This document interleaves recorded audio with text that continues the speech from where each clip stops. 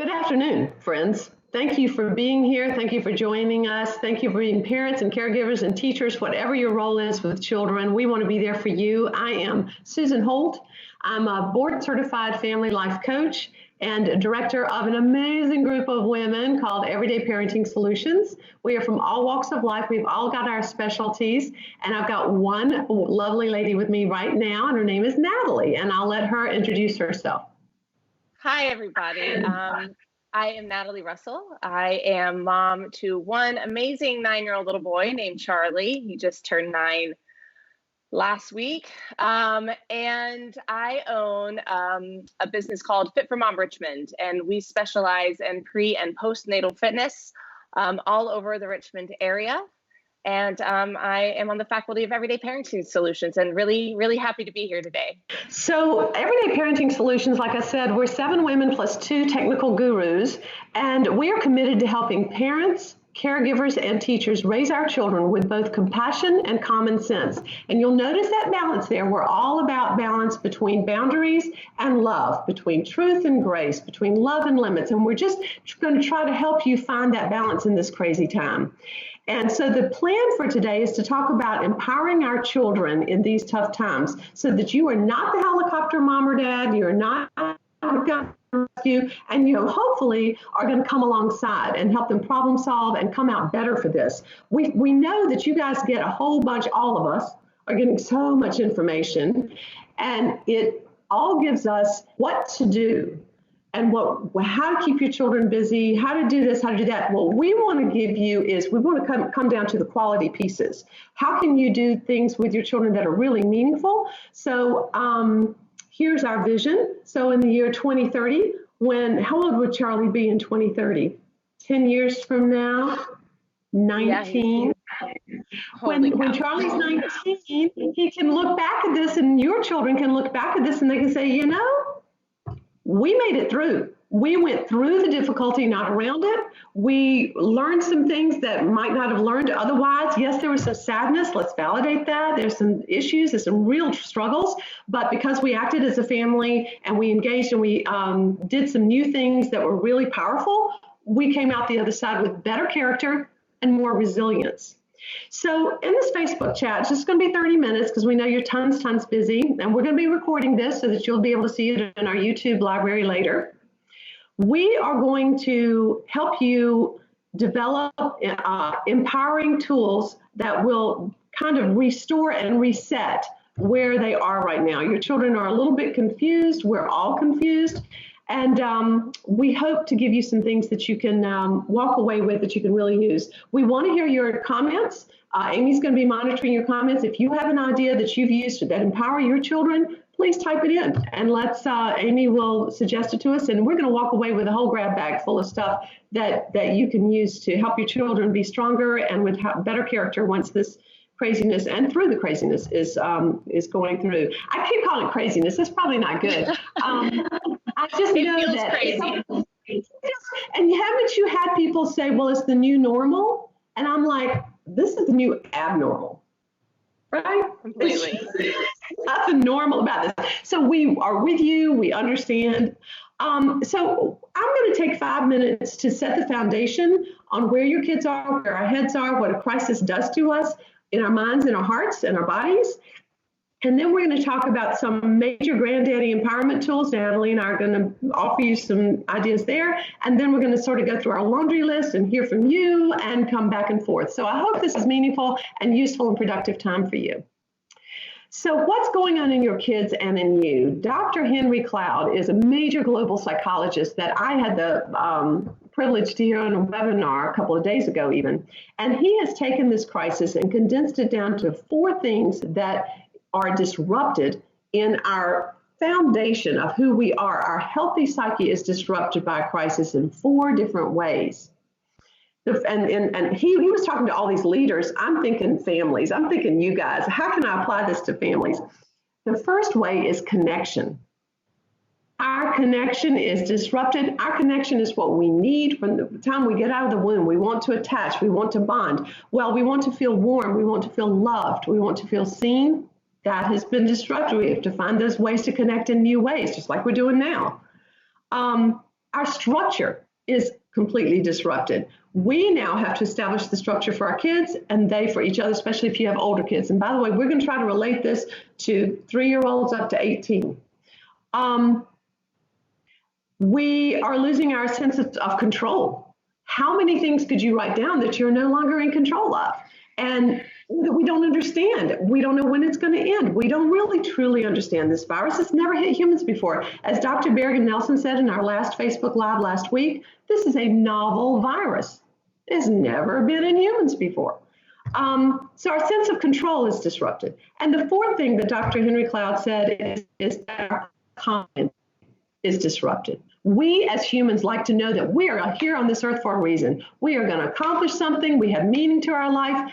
It's really hard to know what we're accomplishing when we can't take our kids to soccer. Our kids don't get to do their after school activities and feel like we were really too busy. So maybe in a way, this is a help.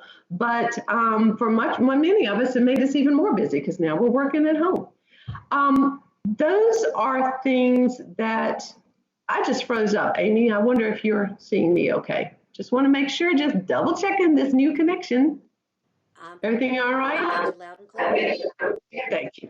All right. So, and sorry, I just broke through the third wall there, the fourth wall, whatever that is.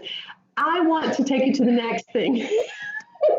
The antidote for all of this is to empower our kids to learn and grow and move forward, not around the difficulty. Everyday Parenting Solutions is all about helping us find ways to solve the problem and come along side our kids and help them through it. So that's really the foundation. These are the four things that disrupted. Now it's up to us to find ways to restore and reset that connection, the structure, the sense of control, and the competency. And we can do it. We can do this. This is what we do as parents and caregivers. And the first empowerment tool, Natalie and I are going to go over two really granddaddy empowerment tools before we get to our smaller ones. And the first one is called Connect Before You Correct. And the reason we all like that at Everyday Parenting Solutions is because it applies to all age. The first thing you do when somebody tells you a problem, let's not say, oh, it'll get better. Well, at least you had this or that. It's okay. Natalie's going, boy, I would hate to hear that, right? What we do is we say, wow, that's really bad. I'm sorry. Tell me more. Yeah, you're really upset right now. I got it. Let's name it. Let's go ahead and talk about this. Let's figure this out together. Let's not figure it out yet. First, we're going to go down in the well and just be. Channel your inner Mr. Rogers. No matter how old your kids are, they need you to be present with them. They need you to be very attuned to where they are. And then once they have opened up because they know that you're a safe person to talk to, then they will let you in and then you can problem solve with them. And I think Natalie has a really good example of this, something that happened with Charlie. Well, just the news. I mean, I think, the first time your kid hears, hey, school's canceled for 2 weeks, it's a bit of a celebration, right? Because it's a very novel idea. Like, oh, yay, we get an unplanned break.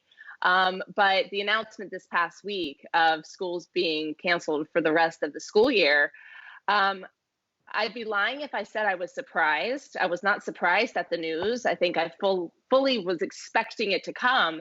And yet hearing the announcement made was a real wake-up call. I think, at least in my household, it was. I don't know about everyone else's, but I was very sad to hear the news.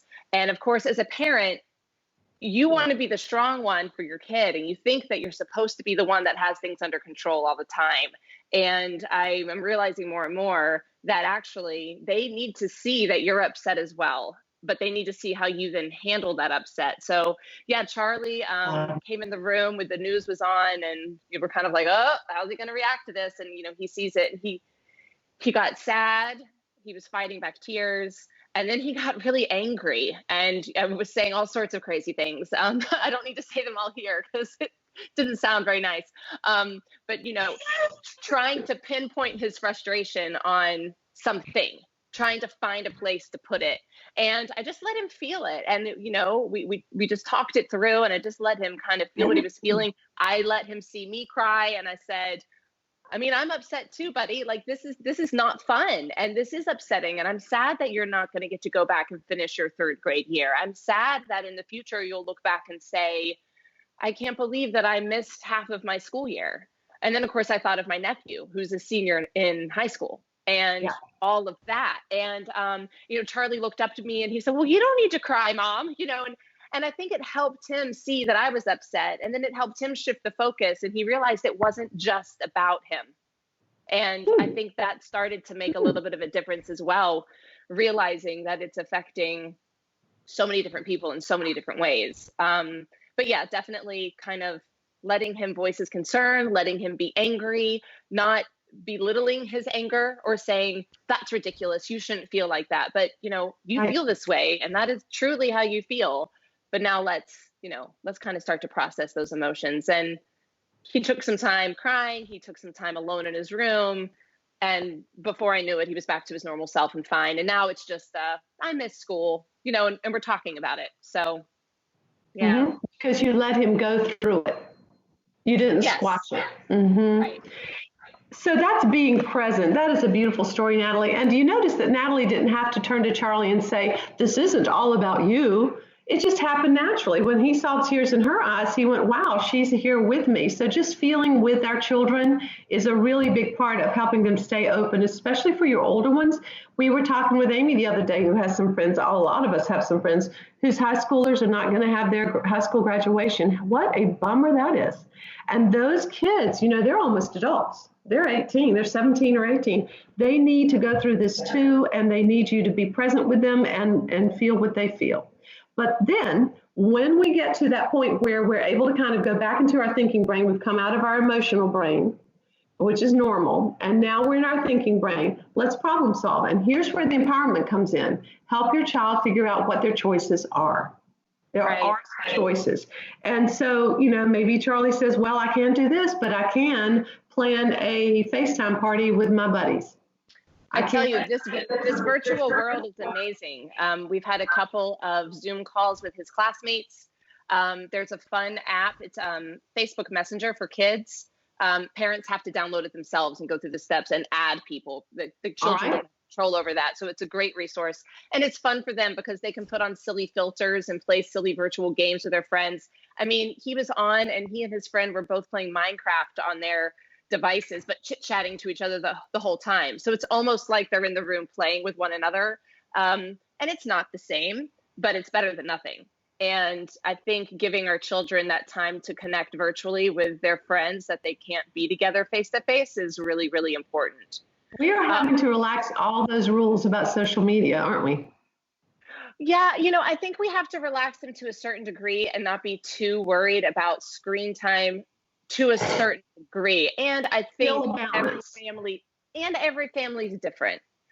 The way we are all operating with our own household is different to our neighbors. And I think it's great to source ideas from our friends and maybe ask what their schedule is like. And, how much do you allow your child and how much do you allow them?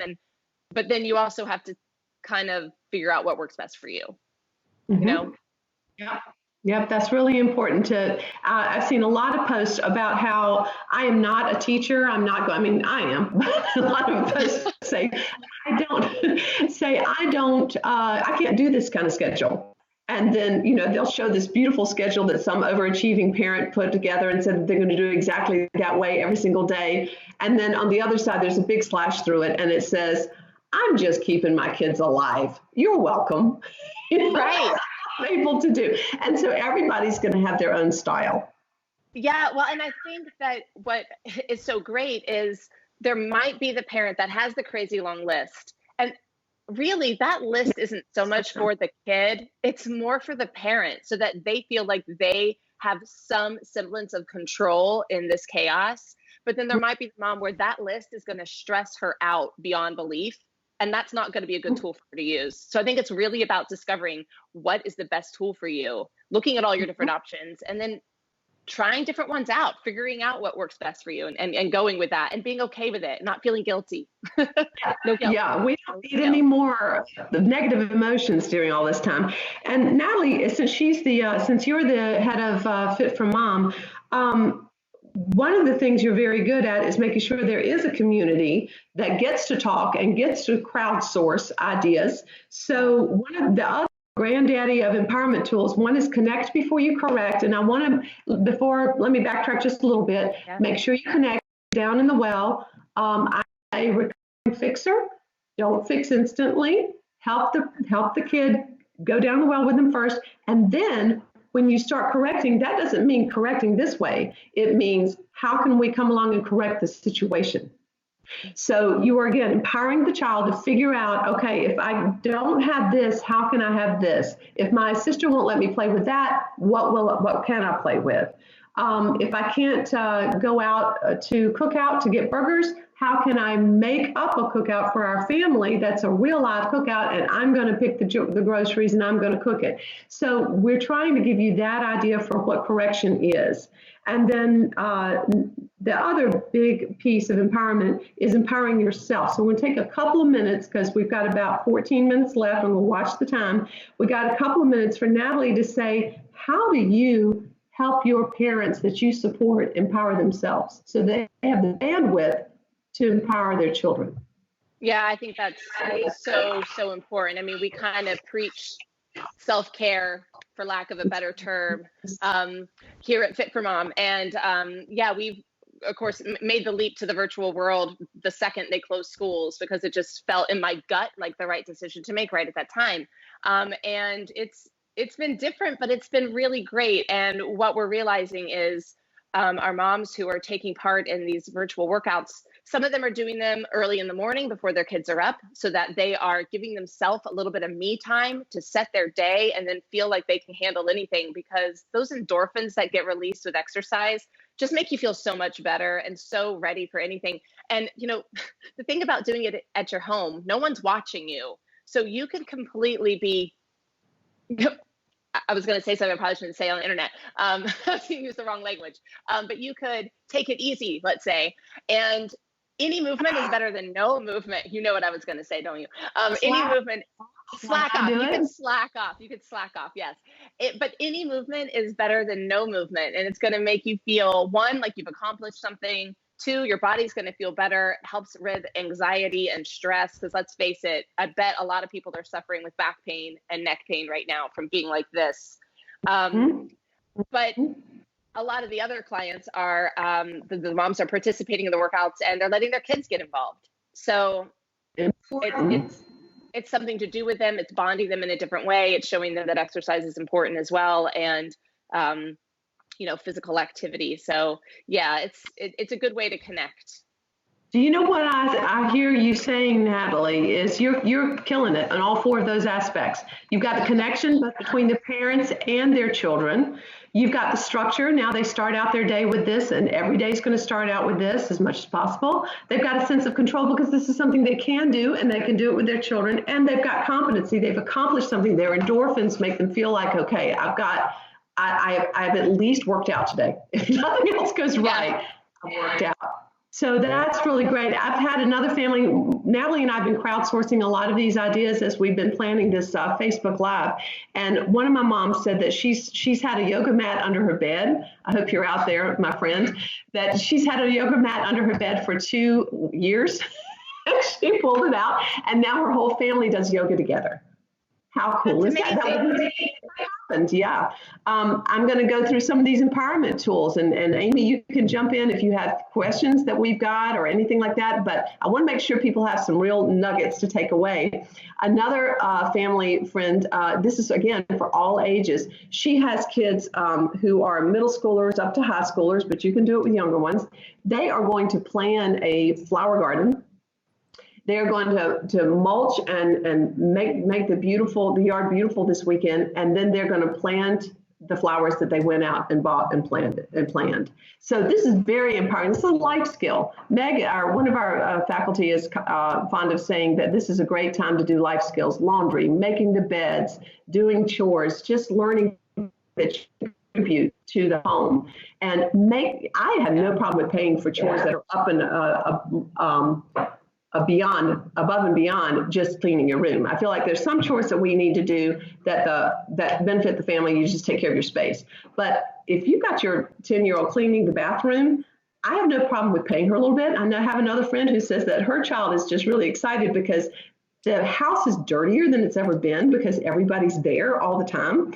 And so she has to clean up instead of once every other week. She cleans up every week. And now she's making more money. So she's learning how to budget. She's got a bank account for giving, a bank account for mad money, and a bank account for saving. Well, so Susan, can you hear me? Those are a few. I can hear you, Amy. Okay, I'm just going to make sure I'm coming through here. You might need to restate the question. So it's interesting. One of the questions that we had come in prior was about chores for 2 to 3 year olds. And then I think this might be something you can lead into. Another question was, my kids are fighting at home all the time. How can I empower them and not always be the referee? So again, how young is too young to empower? And then how can I empower my children so that they're not fighting all the time? So. And Natalie, you jump into, I happen to have this thing that if you get on Everyday Parenting Solutions, I'll put it as a post. I've been using it for years with my parents, and it's ideas for chores, and they start at 2-year-olds. And we shared something on our business Facebook page just yesterday, day before. Same thing, a list of the different ages and what kinds of are acceptable for them. Yeah. Do you remember a favorite one from the littlest ones? Well, I looked at our age group mostly. Well, Charlie's. I was like, like helping unload the dishwasher, helping with laundry, vacuuming. The thing about vacuuming, I let Charlie do that once. And that's the hard part about putting your kids in charge of certain chores and depending on what kind of person you are, because you may have to go back and do it again. But they learned something. Yeah, you can start as early. Like you can put a sock on a 2-year-old's or 3-year-old's hands and let them dust. I've heard of taking a plastic knife when you're fixing dinner and setting a peeled cucumber down in front of a 3-year-old with a plastic knife, and he can cut pieces of cucumber. You just find the things that they can do developmentally, and yes, you'll probably take more time with it than you normally would have, but that's what it's all about. Helping feed the pets, putting laundry in the hamper. Little ones can do that. One family I talked to has his younger two daughters. One always sets the table, then they have dinner, then the other one always helps clean up, and then they have a family game every night because they want to establish some normality and they want the kids to know that they've had a part in it. Now, there are no devices at the dinner table. And I'm really strict on that. I hope all of y'all are. At dinner, you talk about your highs and your lows. Empower them to have a voice. Don't say, well, how was your day? Tell them, my day was stinky, or my day was great, and this is my high. How about your high and your low? Model storytelling. Tell them what your grandparents went through when they were young. I mean, we've got some great comments in the chat. Tiffany, thanks for commenting about she's running twice a week before the kids wake up. A great way to start the day and feel ready to take on the day, no matter how crazy it gets. Our dear friend Meg says, never too young to empower children. 2-year-olds are much more capable than you think. Matching socks. And that sounds amazing. And Maria, thank you. Thank you so much for, I know, that sounds fun. Let's play memory without cards, but socks. Maria says it's worth it to manage the stress. Also, kids notice the parents modeling exercise and want to join in throughout their day also. So thank you guys for commenting. That's great. Thank you. Great. Let's see. As far as refereeing, Everyday Parenting Solutions is all about not being the referee. And the reason that you find yourself being a referee is because we haven't given them the tools to solve their problems themselves. And when they start solving the problems and they screw it up and they get a little bit mad or things don't go quite right, we swoop in and fix it anyway. Try to use this time to empower your kids with tools like setting the timer on how long they want to share their toy. You can play, or their game or whatever. You can play this long, and they agree together how long that would be, 5 or 10 minutes. Now, you're going to have to train them on this, but don't forget that the training time will benefit them in the end, because you can peek around the corner and watch them just so they're not slugging each other out. But if they don't get too bad, let it get a little bit afraid, watch it, and then only go in if it really gets beyond what your household rules are, which are no hitting and no bloodying each other's noses. If they get angry, talk to them about space. If you have a small house, you may have one person have to go to one end of the house and another person go to the other end of the house. One person go outside and take a walk really fast around the yard. Show them and be there with them to show them how to get the space to calm themselves down so that they can go from the emotional brain to the thinking brain and resolve their own differences. But if you come in and be the referee every time, you'll be doing that when they're 15 and 16 years old. You don't want that. So another question. Yes, can you hear me? Another question. Friends keep inviting my son to watch movies at their home, but it's not smart for us since I have people in my family who are vulnerable. How do I help my son say no, thank you, and be okay with that? Would you like to field this one, Natalie? Sure. Yeah, I can feel this one. We've faced this a couple times over the past couple weeks, and I want to preface this with everyone's handling this differently. And yes, this is no judgment at all here. I think that's another thing that I'm actually working on teaching Charlie, because he may see two kids playing together. This is a hypothetical situation, but let's say two kids are playing together across the street, and his natural response is, well, how come they get to play together and I don't? And it would be very easy for then it to turn into, well, that's wrong, they shouldn't be doing that, et cetera, et cetera, et cetera. But that's putting a very negative spin on it. And I tried to flip it and really just focus on, we as a family have made this decision. This is important to us. Here are the reasons why. And what do you think about that? And then he says, yeah, I get it. And in fact, this just happened today. And he said, yeah, it is really hard, but it is the right thing to do. And now I get it. Like, he's 9. And he's a fairly mature 9, at least I think so. So, I think it definitely depends on the age of your child, and some of them aren't going to quite understand that depending on their age. And it's a hard discussion to have with your children. It really, really is. But I think if you can handle it in a way where you're not speaking down and negative about the way other people are doing things, but really just bringing it back to, why do we think this is important? And just trying to stay true to that and let them be part of the conversation. So you're not just telling them why, but you're saying, why do you think this is important? And discussing. I love that. And I want to slide into another empowerment tool, which is the family meeting. If there's ever a time y'all can start a family meeting, it's during this crisis. Every Sunday at 6 o'clock, every Saturday morning at 10, whatever it is. In a family meeting, you decide just what Natalie was talking about. What are the values of our family? Go ahead and put them up on the refrigerator, your 5 values: love, kindness, service, whatever, faith, whatever is really empowering your family needs to be up there so that they can use that as a structure to say, I'm not going to be jealous of this guy because this is how we do it. This is our family. This is our anchor. And there you go, getting the structure and the sense of control back. So a family meeting is really going to be helpful, but make sure that you don't run the family meeting. After you teach your child, give them the tools, let them decide, what are we going to problem solve during this family meeting, and let them have a voice. I've seen so many families just say, this is my favorite tool, Susan, and it only lasts 15 or 20 minutes. And you have ice cream or pizza or something. Did you have something else to say, Natalie? Did I disrupt you? No, you didn't. That's great. Okay.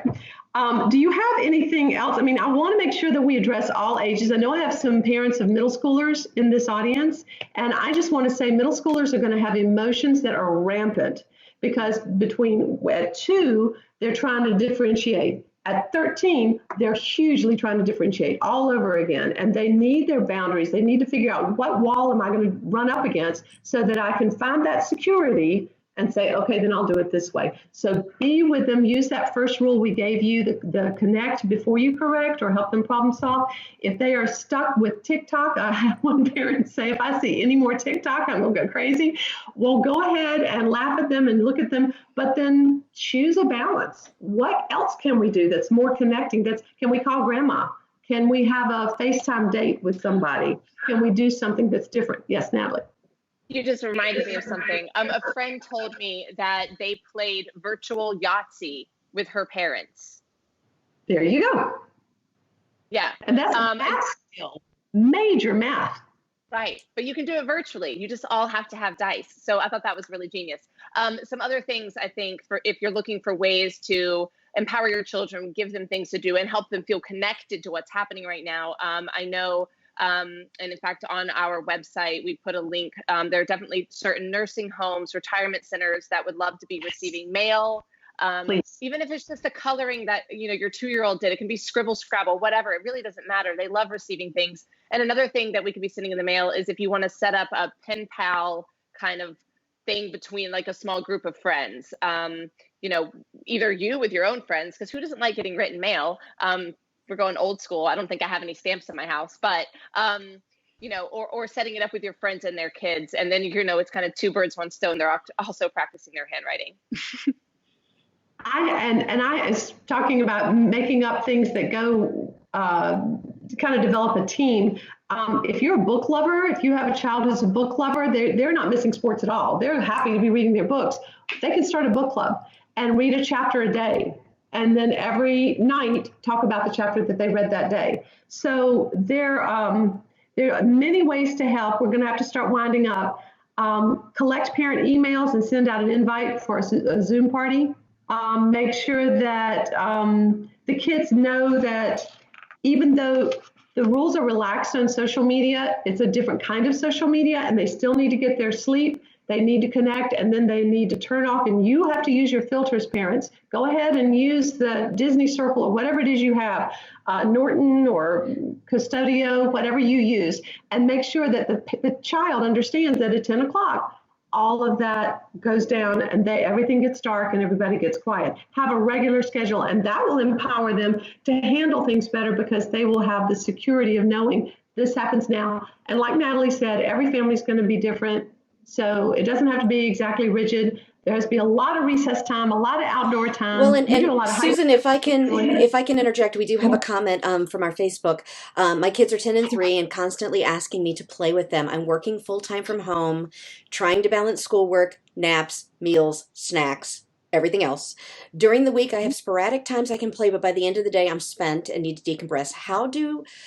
She's asking, how do you combat that guilt and balance play? So hard. Guilt. It just never ends, does it? It's relentless. What I usually suggest for situations like this, and Natalie, you chime in, we are going over. So guys, I hope that's okay. I'm fine. I have nowhere to be. Okay. Your husband is taking care of Charlie. I love that question. 10 and 3. Oh my gosh, your 3-year-old is so needy at this point. I would say make sure that there is a special time for each of them, so that you establish in a meeting with them, with the 10-year-old especially, that mommy is going to have special playtime from 4 to 4:30 with you while daddy or a friend takes the 3-year-old, or maybe when the 3-year-old goes down, if there's a time where she can have some quiet time or you can have some quiet time. But make sure that there's individual time for each of your children, because that's what they're missing. They're going to clamor after you because the bond between child and mother is so darn tight. And you're just going to have to establish the expectations and then set the timers and give them that time. Just every day they get mommy time from 4 to 4:30, and then your other child gets mommy time from 2 to 2:30 or whatever. And you'll be surprised that's almost magical, the way that then when they know that they can count on you during that time, they will have less of coming after you for that time because they don't have to fight for you. They know that they're going to get you solely for themselves during that time. And then the rest of it is going to be, reaching out and finding ways to get some help with your work schedule and all of that. But special time when they don't have to beg for you means you're filling their bucket and empowering them as a child to say, I don't have to scream and cry for my mom. I know I've got her from 4 to 4:30 no matter what. And after about a week or two, you'll see a difference. It helps a lot of families. Obviously, I don't know what your job is. I don't know if we know who wrote this comment. And I honestly can't even imagine having a job that I would normally do outside of the house and have to bring it home and be in my space. I'm quite used to working from home because that's how my business is built, but I'm used to also having free time during the day. And I speak from personal experience that I have made the mistake many, many a time in thinking that I could multitask and play and do, but also do this at the same time and answer emails. And I've realized that it's in those moments that later in the day, it comes back and bites me. And I realize, I start to get frustrated if Charlie's maybe needing my attention for something. And I'm thinking, well, you know what? I haven't really put everything aside and really given him my undivided attention just for this certain amount of time. But I hear you. At the end of the day, it's hard and it gets tiring, and you're probably stressed and worried, and we're all anxious, and it's hard not to let all of that just bubble up and just feel completely overwhelmed. But remind yourself that you're also not a superhero, that you don't have magic powers, and that these are stressful times for everyone, and just give yourself a little grace, because it's impossible to do it all. It's absolutely impossible. I love that, Natalie. And I would also talk to your employer. If you have an employer, if you're not in a business by yourself, and make sure that they know that there's only so much you can do here and here and here, that you've got a 3-year-old at home. That 3-year-old needs you. And let's see if that can't be something that you can get some grace from. Are there any other questions, Amy?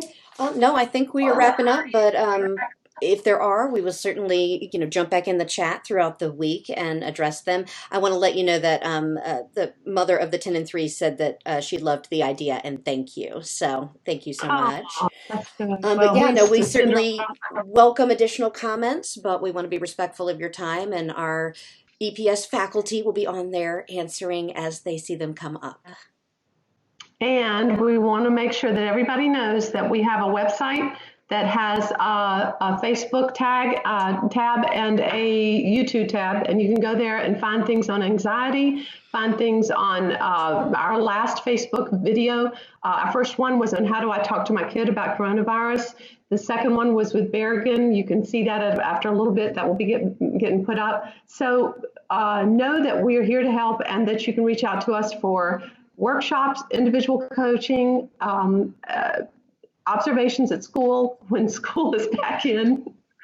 And what we wish for you is that you will restore and empower your family in connection, structure, sense of control, and competency. And we think you're awesome. And thank you for watching.